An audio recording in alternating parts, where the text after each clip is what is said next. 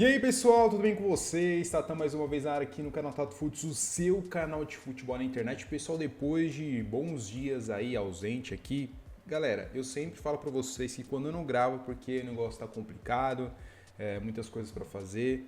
Então, quando a gente pode, a gente grava o vídeo aqui e hoje é esse caso, porque hoje é dia de clássico paulista, Corinthians e São Paulo.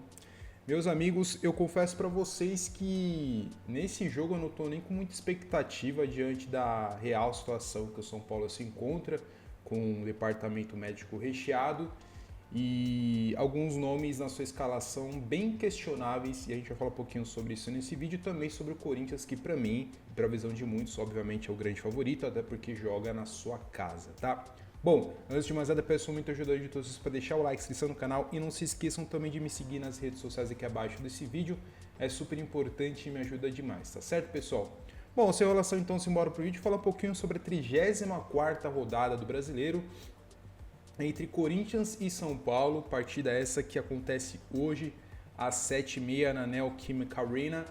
E, galera, confesso para vocês que eu não tô, pelo menos da minha parte, com muita expectativa para o jogo de hoje, em que o São Paulo vai conseguir um resultado mais que um talvez empate, que eu acho que é essa realidade que as duas equipes podem proporcionar para os torcedores nesta noite. Tá? Falando um pouquinho sobre o histórico de São Paulo na Arena do Corinthians, se eu não me engano são 20 partidas realizadas com 11 vitórias do Corinthians, uma vitória do São Paulo e 8 empates. Me corrija se eu estiver errado, mas acho que basicamente esses são os números que o São Paulo tem na Neoquímica Arena, ou seja, quando joga lá é bem difícil conseguir uma vitória contra o Corinthians. E eu lembro quando a gente conseguiu ali na era do Carpini, nossa, uma festa ali, parecia que a torcida tinha ganhado o título. Mas convenhamos, né, para você que fica muito tempo, jamais ganhou no estádio do seu rival, há de se comemorar, né? Porque é algo bem de gesto, bem ruim, né? Imagina, você nunca ganhar no estádio do adversário, bem complicado. Bom, mas se a gente analisar o retrospecto recente das duas equipes, que foram nos 10 últimos jogos, uma ampla vantagem do São Paulo, tá? Vamos começando aqui por 2023, pelo Campeonato Paulista, na primeira fase, o São Paulo perdeu para o Corinthians por 2-1 no Morumbi.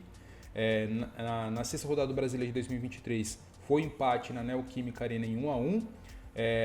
Em 2023, pela Copa do Brasil, no jogo de ida, Copa do Brasil essa que o São Paulo venceu, o Corinthians ganhou por 2-1 nos seus domínios. No jogo de volta, o São Paulo fez 2-0. Na 25ª rodada do Brasileiro de 2023, o São Paulo venceu por 2-1 no Morumbi. Na primeira fase do Campeonato Paulista de 2024, o São Paulo ganhou, foi essa vitória na Neoquímica Arena por 2-1. Já na nona rodada do Campeonato Brasileiro, foi empate em 2-2 na Neoquímica Arena. Já em 28ª rodada do Brasileiro de 2024, 3-1 para o São Paulo contra o Corinthians. Na primeira fase do Campeonato Paulista de 2025, foi uma vitória do São Paulo por 3-1. E a mais recente vitória do São Paulo foi em julho desse ano, pela 15ª rodada no Morumbi, 2 gols de Luciano. Ou seja, o São Paulo aí tem uma boa vantagem nos últimos jogos. Só para a gente visualizar aqui, foram 1, 2, 3, 4, 5, 6 vitórias em 10 jogos, o que é bastante coisa. E o Corinthians conseguiu, no caso aqui, apenas uma vitória, certo? Conseguiu apenas uma vitória, que foi em 2023. Hoje, São Paulo está um bom tempo aí, com um bom retrospecto contra o Corinthians, tá? Mas a jogar, que eu falei para vocês, pela atual situação da elenco do São Paulo, eu acho que, assim como muitos torcedores do Tricolor, onde ficar bem preocupado. Bom, na tabela, o São Paulo está na frente, está na nona colocação, 45 pontos em 33 jogos. Já o Corinthians está na 14ª com 42 pontos em 33 jogos. 3 pontos separam as duas equipes. Falando um pouquinho da escalação, que para mim o Corinthians tem um time melhor, que vai para a noite, nessa provável escalação que o GE e outros portais compartilharam. Começando aí pelo time da casa, vamos analisar aqui o nome a nome. Bom, possivelmente Hugo Souza no gol.